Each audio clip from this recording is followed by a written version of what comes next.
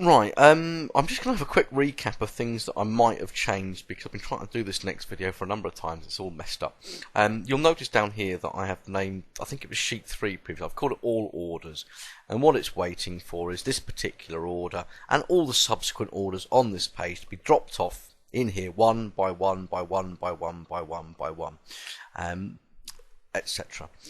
What we want to happen is here is on the stock sheet, these numbers 100, 100, 100, because we've made an order, and I think it might in the previous video left it on the 14th or 12th, but anyway, we want the 40, the 30 and the 20 to be added to these numbers here. So how do we do that? Well, the easiest way is simply to do this. We press equals, we click on the 100, and we go add. And what we're going to do here now is what we call a 3D reference. I'm going back to my one-off stock order worksheet. I click on it, and I add the 40. And you can see the formula up here says equals G4 plus one-off stock order C5. Let's press enter. Here it is, equals G4, this cell here, that's G4, isn't it? Plus one-off stock order C5. Well, one-off stock order is the name of the sheet, and C5 is the cell the 40 was in. So what we have here is a formula that goes across two sheets, and this is called a 3D reference, and it is something that potentially you may be asked to provide evidence for on your AS level theory paper. Right, just have a quick cough, hold on 1 second. Don't combine chocolate biscuits. Oh, they're very nice though, aren't they? But don't combine it with doing videos if you ever have to do anything like this. Now the next one I want to be equal to, well, G4 will become G5 and the C5 should become C6. Now that's great, that means I can just use the fill handle that we've used previously and we can drop that down. So you can clearly see the 140, the 130 and the 120. Now what I want to happen ultimately in my spreadsheet is this. This needs to be copied into here, so that's updated. Now this isn't going to work first of all, but I will put it right, trust me. I've pressed Ctrl C to copy that. If I go here and press Ctrl V, I get this. And the reason I get this is, it's a complete nightmare. It's called a circular reference that I won't bore you with, but I've copied a formula into another place that relies on the value of that formula, and the computer just goes, I can't deal with this concept. So I'm going to get rid of that. What I want to do is click away, press escape actually, is I want to copy these, but I don't want to simply paste them here. What I want to do is edit. I want to paste special. At the moment it's a formula, so it's, when I say all, it means okay, well I'll take these formulas that are in here and I'll put them in here. I don't want it to copy the formula, I just wanted to put the values, the 140, the 130, the 120. So I dump those there. Now you'll notice that it now says 180, 160, 140. Well, quite clearly it's doing that because 140 plus whatever is in here, which is 40, is 180. But what we want to happen is that these values here ultimately should be, now this is very important, you don't cut and paste. I'm going to copy these and drop them onto all orders and put them there, and then I'm going to go back to here and I'm going to delete them from there. The reason why you don't want to cut and paste those is because they were part of a formula. What would have happened is that these numbers here would have actually said equals G4 plus all orders C5, okay, because it would have changed it. I won't bore you with that. Just you make sure that probably what you want to do now is pause this video at this point and go and do this little bit. So your stock sheet has the new values in it, your one-off stock order sheet is blank, and in your all orders you have dumped those values in there. Right, I don't know why I just paused. I think they were supposed to say you pause now, press the pause button and go and do that bit and come back to the next bit in a moment. Go on, off you go. Welcome back. So what we're now going to do is the following. We want to record a macro, and what the macro is going to do is this. Let's say it's now the next day, the 16th of the 12th, 2010, and we'll order. Let's have 5 slow day, 5, 4, and 3. Now you can see that our spreadsheet is beginning to work. The 145, 134, 123. They need to go into here. This needs to be cleaned out, but when it's cleaned out, that data needs to go into here. Okay? That makes common sense. Okay? Now, once again, if you haven't on your all orders sheet copied in that first record, go and do it, because otherwise the next bit of the macro won't work for you. Right, the macro. Instead of me doing this whole action of copying this, pasting special those in there, dropping them, then going back into here and copying those and dropping those into there, and then going back into here and deleting those, and then on the 17th doing the same thing, we can record this as a macro to automate that whole sequence of instructions. So, here we go. What I'm going to do is I'm deliberately going to start on the stock sheet, right? Actually, no, the first thing I want to do is actually put those values in there. So I'm deliberately not going to start on the stock sheet. I can start on either of these two. So we're going to do this. Tools, macro, record new macro. I'm going to call this, I think I've got a macro saved already. I've tried to do it before. I'm going to call it, what shall I call it? Order update, which I think I've already got one called order update. It's probably going to say, by the way, you'll notice I didn't use a space there, I put an underscore. You can't use space. So I go order update. Ooh, we'll replace the existing macro. Whew, that's lucky. Now, what's happened there? A little tiny toolbar has appeared, and basically it's got a stop recording icon on it. The relative reference we won't worry about, but the stop recording is one we're interested in. The computer is now recording everything that we do. So the first thing we want to do, go to our stock sheet. We then want to highlight these, which we're going to copy. We're going to come to here. I'm going to right click. We're going to paste special. We're just going to paste those values in. We're going to go there. We're going to go to our one-off stock order sheet. We're going to select that, which we're going to copy. We're going to go to the all orders sheet. Now this is the important bit. We're going to start off on B3. Don't click on A3. Start on B3, the word date. This won't work if you haven't got any data in here already. So if you did ignore the last bit of the video, I told you not to, you're going to have to stop here and go and do it again. But let's assume now you've got your date and your bit there. I'm going to click on date. Now, the next bit I can only show you verbally. Doesn't make any sense. I can explain verbally. On my keyboard, I'm going to press the Control key, keep it held down, and I'm going to press the right arrow.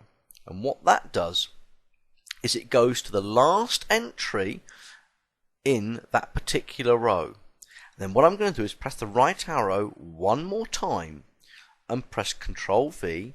In they go. So I've copied those in. I go back to my one-off stock order. I delete the content of there. I'm going to press this. I'm going to click on A1 there, and then I'm going to stop my macro. Now I warn you in advance, it's not quite right yet. I'll show you why it's not quite right. All orders looks great, doesn't it? That's lovely. 15th, 16th. It's time now to place the order for the 17th.